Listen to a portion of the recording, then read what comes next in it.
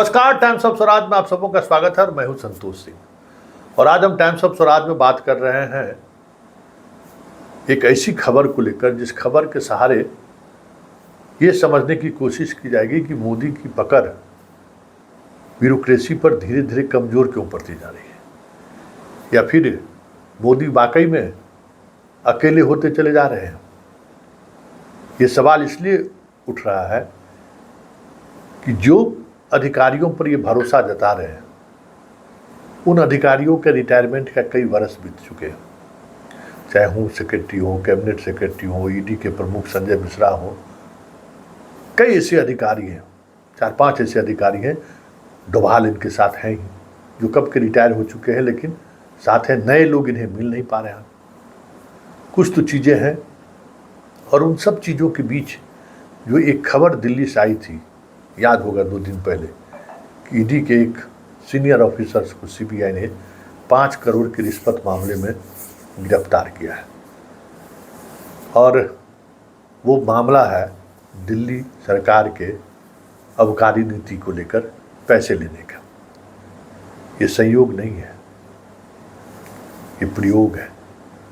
और ये प्रयोग ये है, जो खबर आ रही है कि संजय मिश्रा को chief investigating officers of India जो अब बना रहे थे, CIO, इसकी तैयारी लगभग पूरी हो चुकी है। मीडिया में खबरें भी आनी शुरू हो गई है, CDS की तरह, चीफ डिफेंस ऑफिसर्स की तरह। हालांकि प्लेन हादसा में मौत के बाद उस दौर में भी बड़ी बातें उठनी शुरू हो गई थी। तो ये जो chief investigating officer of India जो बनाने की बात हो रही है संजय मिश्रा की, 15 सितंबर तक उनका कार्यकाल है। सुप्रीम कोर्ट के आदेश के अनुसार आगे उनको रख नहीं सकते हैं, तो उनको बनाने की बात आ रही है। और ऐसे समय में ईडी के अधिकारी पर इतना गंभीर आरोप, वो भी सीनियर लेवल के अधिकारी पर, और वो भी तब जिस मामले में मनीष सिसोदिया जेल में बंद है, और संजय सिंह जैसे नेता लगातार आरोप लगाते रहे हैं ईडी पर कि ईडी जो है सरकार के इशारों पर काम कर रही है, भारत सरकार के इशारों पर काम करती है, बेवजह लोगों को तंग करती है, विपक्ष की पार्टियों को वो परेशान करती हैं। कई तरह की इस तरह की चीज़ें की सामने लाने की कोशिश उन्होंने की है।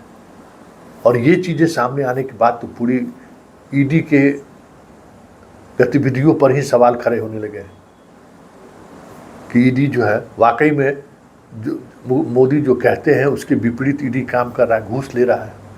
मध्य प्रदेश से ईडी के अधिकारी की पत्नी को टिकट दिया है, पहले से उस वजह से भी ईडी निशाने पर है। बिहार में पहले से एक ईडी ऑफिसर्स की पत्नी विधायक है बीजेपी से। मतलब ईडी ऑफिसर को लेकर मोदी को कुछ ज़्यादा ही प्यार है। और उस प्यार के बीच अगर इस तरीके से सीबीआई ऑपरेशन करती है तो ये तय समझिए कि साधारण बात नहीं है। और ईडी खुद ऐसी एजेंसी है जो अपने अधिकारियों पर भी कार्रवाई करती रही है। ऐसे में सीबीआई के इन्वॉल्व होने का मतलब क्या है, और मतलब अगर है तो समझिए कि मोदी की अब ब्यूरोक्रेसी पर से पकड़ कमज़ोर पड़ती जा रही है। याद होगा आपको 2020 में जम्मू कश्मीर हाईवे पर एक डीएसपी पकड़ाया था 47 के साथ में 2 आतंकवादी भी उसके 2 साथ में थे। बड़ी बबेला मचा था। और उसके बाद से जम्मू कश्मीर में डोभाल और इसके बीच की जो कड़ी थी, वो जो कड़ी टूटा है, वो कड़ी आज तक जुड़ नहीं पाया, क्योंकि CRPF के अधिकारियों ने बगावत कर दी। ये साफ उस डीएसपी की गिरफ्तारी के सब बाद दिखने लगा था, क्योंकि वो डीएसपी का रुतबा, जिसकी चर्चा जम्मू कश्मीर में कौन नहीं करता है कि कितना रसूख वाला वो डीएसपी था, और सीधा सरपरस्ती उसको प्राप्त। याद होगा उसी जम्मू कश्मीर में गुजरात का एक प्रचार मंत्री का काफ़ी करीबी लोग गिरफ्तार हुए थे। उस वक्त भी बचाने की कोशिश हुई, लेकिन एक नहीं चला। मतलब अब आप इन चीज़ों को गौर करके आप समझ सकते हैं कि चीज़ें कैसे बढ़ रही हैं। भले कर्नाटक में सरकार बदली तो रातों रात लाकर सीबीआई के चीफ बना दिए, लेकिन चीफ बनने के बावजूद भी बहुत सारी चीज़ें ऐसी हैं जो चीफ के नियंत्रण से बाहर होता दिख रहा है। लालू यादव के मुकदमे में देखिए, पूरी ताकत लगी हुई है भारत सरकार की। जो लोग कहते हैं कि जल्द से जल्द इनको अंदर करिए, लेकिन हो क्या रहा है, नौकरी के बदले ज़मीन मामले में अब पूरे देश के जितने रेलवे भर्ती बोर्ड है उसकी जांच करेगी सीबीआई। अब समझ जाइए कि सीबीआई जांच करेगी तो कितना बरस लगेगा। तो ये फैसला कैसे और किस परिस्थिति में लिया गया, ये देखने वाली बात है कि सरकार जो चाह रही है सीबीआई ठीक उसका उलट कर रहा है, या उलट सोच रहा है कि भाई हम किस तरीके से प्रोसेस को आगे बढ़ें जो समय खिंचाए। जमानत रद्द वाले में ही देखे ना कि कितना सतही तर्क रहा सीबीआई का कि बैडमिंटन खेलते हैं। तो ये संयोग नहीं है, इसको संयोग के रूप में मत देखिए। ये एक बड़ा प्रयोग चल रहा है पूरे देश स्तर पर। अब ब्यूरोक्रेसी में वो बात नहीं रही जिस ब्यूरोक्रेसी को मोदी हिंदू मुसलमान भारत पाकिस्तान लव जिहाद के सहारे कंट्रोल कर रहे थे। आज उनके पास चुनिंदे ऑफिसर बचे हैं, ये साफ दिख रहा है। जिस तरीके से होम सेक्रेटरी को एक्सटेंशन दिए हैं, कैबिनेट सेक्रेटरी को उन्होंने एक्सटेंशन दिया है।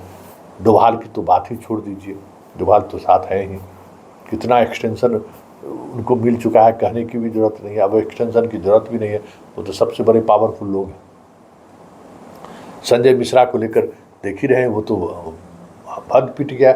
सुप्रीम कोर्ट तक जिस तरीके से उनके बारे में कह दिया कि ईडी में भी इनके अब भरोसे के आदमी नहीं है जिसको वो चीफ बना सके। सीबीआई में भी जिसको जेल जाने से बचाने के लिए रातों रात कर्नाटक से दिल्ली ले आए, वो भी उस तरीके से भरोसेमंद साबित नहीं हो रहा है जिस तरीके के वो भरोसेमंद चाह रहे हैं। तो क्या वाकई में अब पहली वाली स्थिति नहीं है, या फिर कुछ न कुछ हो रहा है? कई मामले में जिस तरीके का कोर्ट का वर्डिक्ट आ रहा है, कोर्ट जिस तरीके से एक्शन ले रही है, क्या इस वजह से भी जो जांच एजेंसी है वो सरकार की इच्छा के बावजूद भी अपनी नौकरी बचाने में लग गए?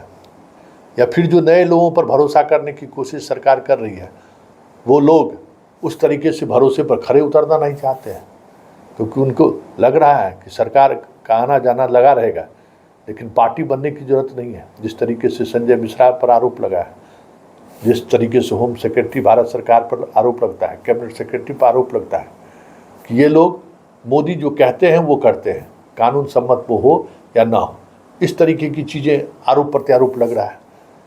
इसको क्या कहेंगे?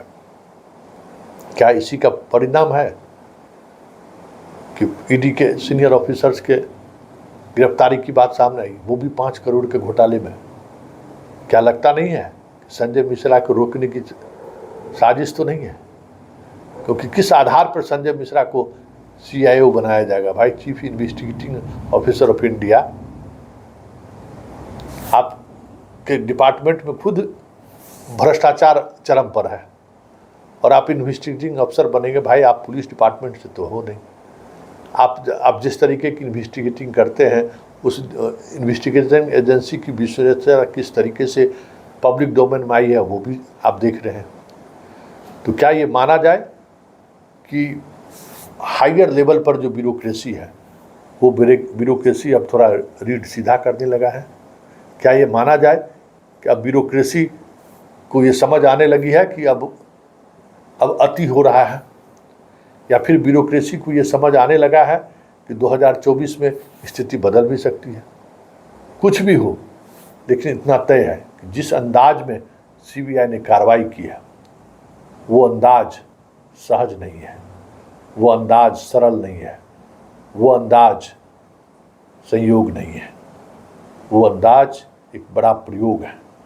और वो प्रयोग दिखा रहा है कि आने वाले समय में जिस तरीके से विपक्ष आरोप लगाती है ईडी और CBI पर कि ये विपक्ष के लोगों को परेशान करती है, ऐसे में आने वाले समय में ये एजेंसी कई मामलों में हाथ खड़े करते हुए दिखे तो कोई बड़ी बात नहीं होगी, क्योंकि एजेंसी के अंदर काम करने वाले लोग भी अब लगता है ये महसूस करने लगे हैं कि इस तरीके से चीज़ें अगर चली तो फिर सरकार जब बदलेगी तो फिर बदले की कार्रवाई होगी।